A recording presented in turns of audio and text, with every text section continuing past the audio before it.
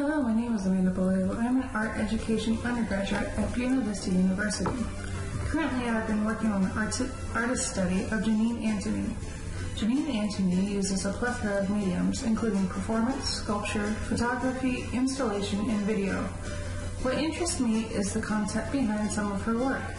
My specific examples are Gnaw and Lick and Lather, which happen to all be sculptures of hers.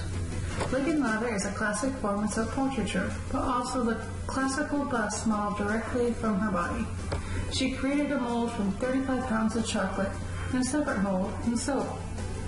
The chocolate she licked and the soap she lathered up with her in the bath. The piece became about her getting comfortable with herself, but also, in a sense, slowly erasing herself. Psychologically, it connects to how many women have a love-hate relationship with their appearance. She even explains that the process she chose brought about the idea of self-love and coming to terms with yourself. This is a subject that many girls struggle with to this day.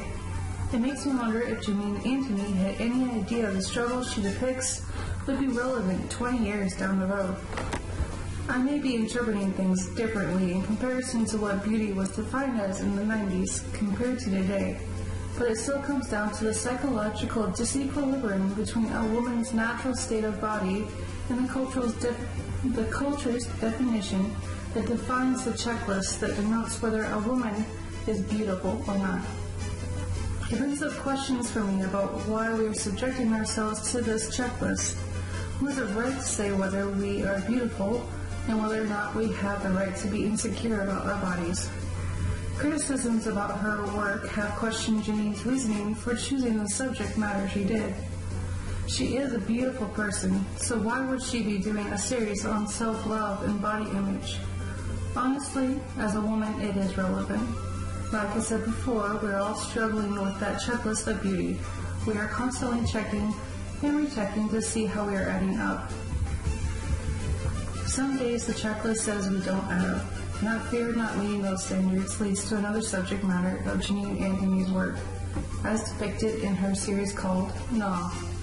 Food is the medium. Sugar and fat, which are the highest in the list of temptations, make up these 600-pound cubes of lard and chocolate.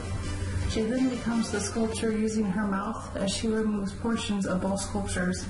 It signifies the emotional cravings and society's failure to fulfill them. She continues with this obsessive binge process as it involves a form of gluttony as it seeks to fill that void created from those emotional cravings. It is a disgusting thought to think that she spent months chewing and spitting out actual fat and chocolate. But that's the point. It is a process that brings self-punishment and shame, like that checklist that we are all compared to. The process of binging and purging brings the bulimic cycle into her art. She has stated that this work is not about her directly. It is about the viewer understanding the process, and through that understanding the fears that she has about our society.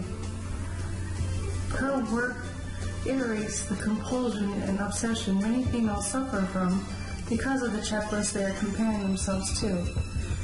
It is strange to think that 20 years that has not changed.